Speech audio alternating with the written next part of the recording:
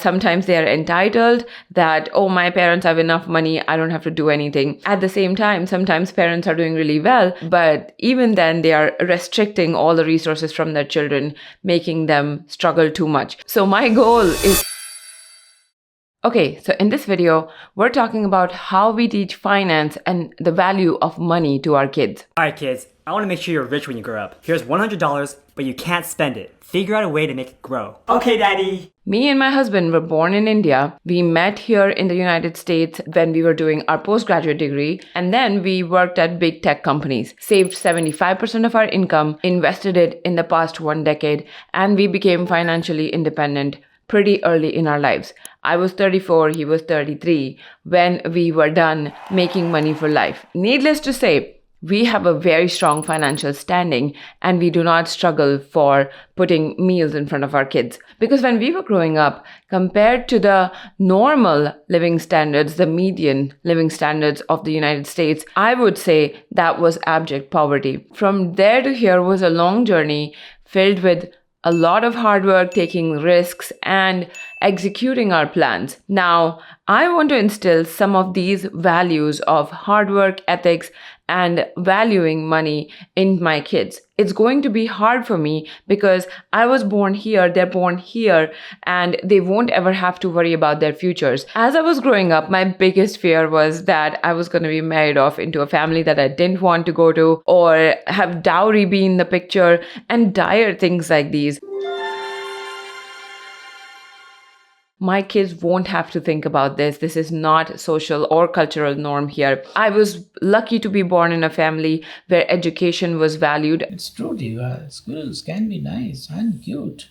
And I knew if I had to make something for myself, I had to be on top of my education. A big bonus was that I loved learning, so it helped me in this course. But now we have a challenge. I have seen in a lot of households when the parents are well off and they are doing well financially, the children don't always end up working hard. Sometimes they are entitled that, oh, my parents have enough money, I don't have to do anything. Also, at the same time, sometimes parents are doing really well, but even then they are restricting all the resources from their children, making them struggle too much. So my goal is to strike a balance between the two. And here's how I am teaching lessons of financial literacy to my kids. First, we work on practical learning when we're doing math. So tax season will be upon us very soon, and I've already created a lesson plan for teaching them the basics of taxes. In the United States, we have the marginal tax system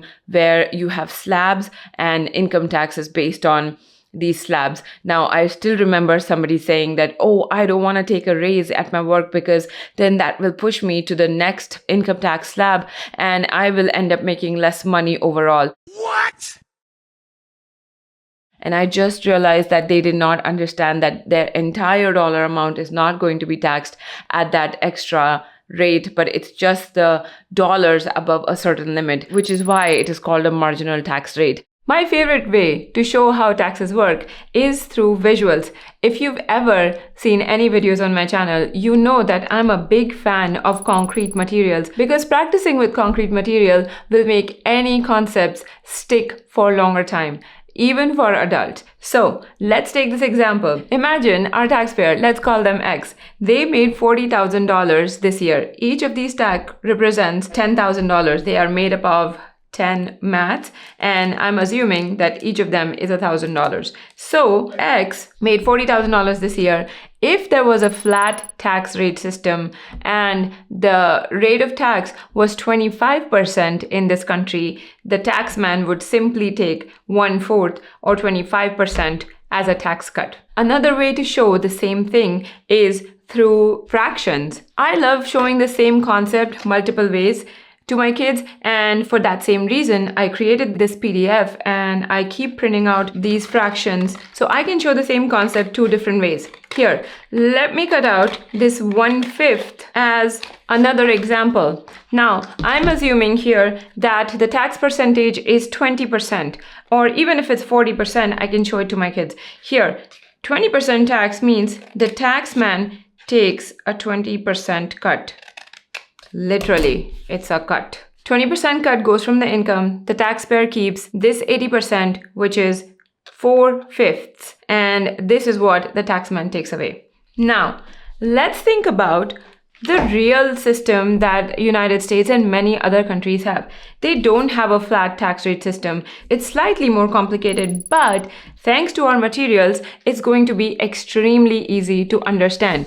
And for that, I'm going to use a very primitive example. So it does not match the IRS tax code of 2026. This is just an example. So bear with me. And then once this concept is understood, you can take the current real tax brackets and plug in your own numbers to show your kids how your household taxes are calculated. But before that, let me show you a very basic way that kids can understand marginal taxes. So I'm writing the tax bracket systems to make it really easy. The first $10,000, so from 0 to 10,000, we're taking away 10%. 30,001 to 40,000, we're taking 40%. So here are our made up tax slabs. You might have already guessed how easy now tax calculations can be. So because this is $10,000 and each one is 1,000, take 10% out of this one, 20% out of this one, 30 out of this one, and 40 out of this one. So what's our total tax? 4 plus 3 plus 2 plus 1, 6 plus, that's $10,000. And that brings me to the effective tax rate. Here, we started with $40,000 and ended up with $10,000 in taxes. So the effective tax rate is the same as our beginning example when we talked about the flat tax rate. So effective tax rate is calculated once we take out this number, properly taking out taxes from different margins. Now, if we were to think about it, the starting salary, we started with $40,000 and we took away $10,000, making the effective tax rate to be 25%, which was the same as the flat tax rate example that we talked about. But this is how marginal tax rates are calculated, and then eventually they can be converted into effective tax rates because the human mind really likes to simplify things and to understand how much total tax did this person pay. So this is a wonderful example to share with your kids. Tax season is coming. Do not miss this learning opportunity with your children. Sit down with them, use your own family numbers, and I will add some easy examples to the PDF that I'm linking with this video. So you can also show them one more concept, which is deductions, standard deductions, rental property, interest rate deductions, childcare credit deductions, things like that. It's just a great way to show that there are ways to save tax legally also. So if your kids are ready to learn a little bit more advanced concepts, I will add all those things to the PDF without making it too complicated, so you can do it as a weekend project at your home. So I decided that I'm going to teach this to my kids sooner rather than later because this should not be confusing. It's not hard math. And I will leave a free PDF in the description box below where I have made income tax extremely easy, just showing them the slabs, standard deductions, and a couple of extra things because as all of us know, taxes can get very complex. I will also be showing them our taxes, the income that we have these days, rental property, dividends, and the deductions that we get because we have children and we have a mortgage. So they will understand all the things that are applicable to their household today. And eventually, when their lives change and they have some more complexity or changes, they can understand these basics and just apply the changes to their lives. So they will know how to do taxes very well as they get into adulthood. Second, we talk about not just the importance of saving, but also investing. I'm running this experiment with my kids that we're doubling a penny every day. We have 2 jars and I put 1 penny on day 1, 2 pennies on day 2, 4 on day 3, 8 on day 4, and so on, just to show them the power of compounding. If I were to just show them a picture, this won't stick. So we are working with our hands. I have a question for you. Would you rather have $1 million today, or I give you a penny today, but double it every day for the next 30 days? You would like $1 million today?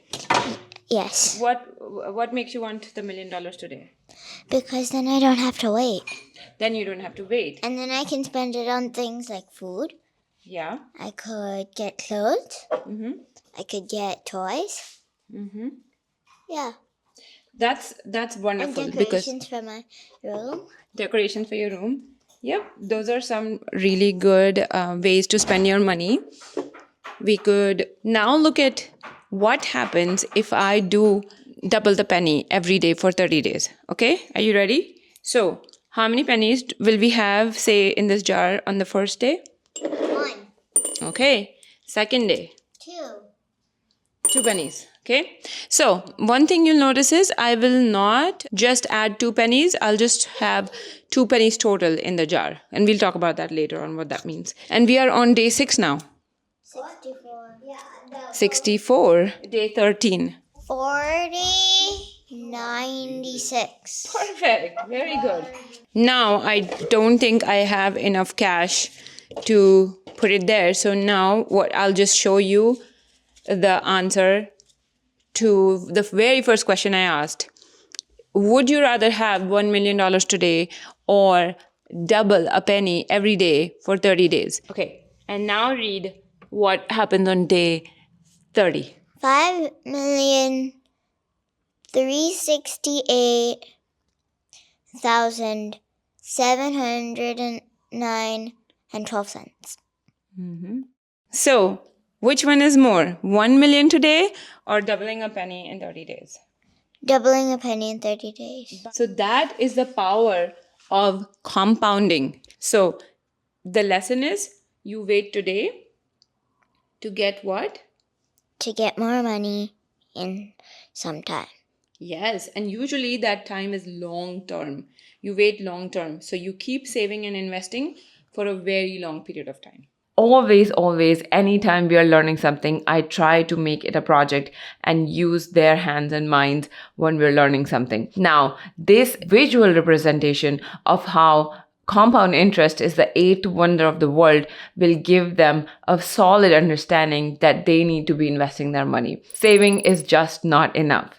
And this next one is extremely important. As I was talking about not raising kids who are entitled, who feel entitled to our money or think that if the parents have money, they can do whatever they want. The number one thing that we practice to mitigate that is delayed gratification. So the way we do this is, especially starting toddlerhood, when they go to a store, my number one rule is that right before we enter the store, we think about all the things that we need to buy. So what that does is it sets expectations. So for example, if we're going to a CVS or a Walgreens for a cold medication and a toothbrush and 3 other items, before we enter the store, we talk to the kids about what we intend to buy. Not always what is looking shiny and just grab, bring things home and clutter the house. So what this does is sets expectations. If they enter the store, we've bought all the things, or along the way they find something shiny and they want it, the rule is that they can have it, but in the next trip. And right now in this trip, all we can do is take a picture of that object so they remember what they wanted. Over the years, I have collected so many pictures. Most of the times, my kids did not even remember that they wanted the item. It was forgotten as soon as we reached home. But now I'm left with just this collection of photos. There was one item, however, that my daughter asked for multiple times, which was a tie-dye kit. And of course, we ended up getting that for her, but it was not before 6 months. So she got the lesson of delayed gratification. My kids now understand that all the wishes do not come true right away. There are restrictions to resources. And we've been also experimenting this points-based system that whenever they do something good for the house or for their sibling, they get to write in their journal what they did, and I have assigned some standard points to things. For example, my daughter is almost 9. She puts away clean dishes of the dishwasher back into all the cabinets, and to make it a fun game, I've assigned 1, 2, quarter, half point to different items, and that way she's practicing her math, fractions, things like that. But sometimes when it's too much or too many things, I just give her a standard 35 points or 40 points if she's done something extra. If it's 38, I'm happy to round it off to 40. And this way she has the daily habit of putting the dishes away, journaling about it, and anytime she does something good, for example, if she and her brother were working on some area and it is very messy, both of them created the mess and she's the only one to clean it, she'll get goodwill points. So things like that. And now that she's accrued a lot of goodwill points, she can get something from that based on how many points she has. These methods are personal to our family. You can twist and mold them however you desire. I don't think that this is bribing, because it is building a good habit of doing the same things every day and then journaling about it, waiting for it. I find that there is value in noting down your own progress. So I have been loving the idea, and my kids have been very happy about it. Next, we have constant conversations about how the world works, especially jobs and businesses. So usually our conversations go around a certain value is associated with certain type of work.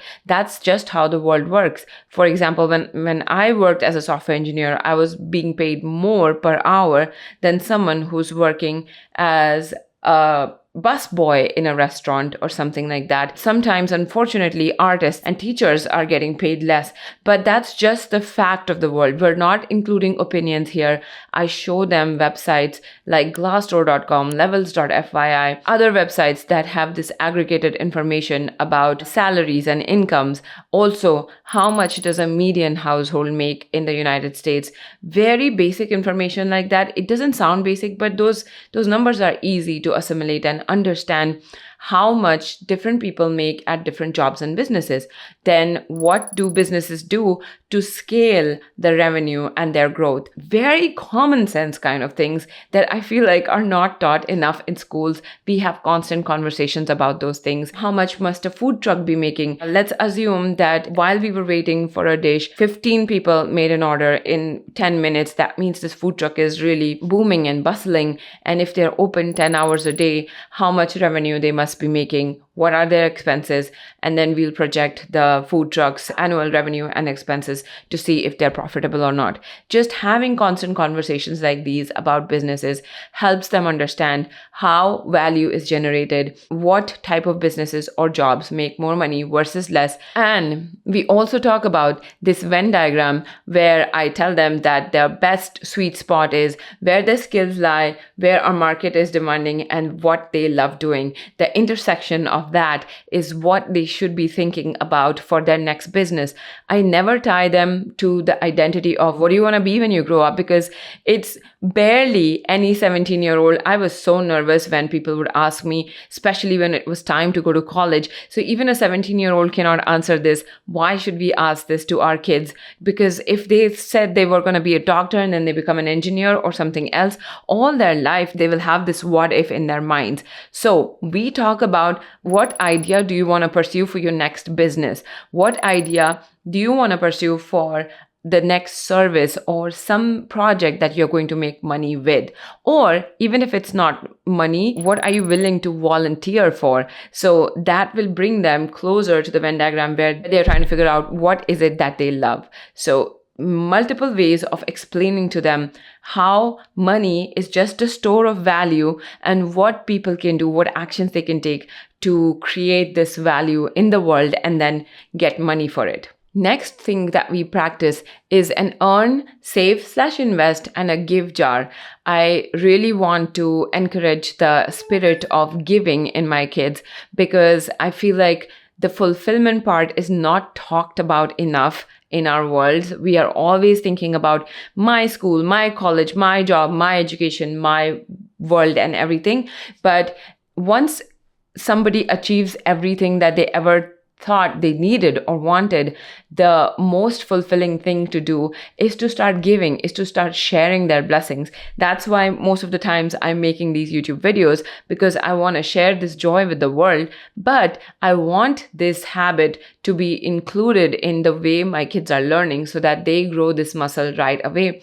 For me, it was really hard to give money to charities initially because we grew up so poor and with such little amounts that I had a very fixed and scarcity mindset. It has taken me a long time and years of damage repair. So I want to add that muscle memory to my kids' life right away.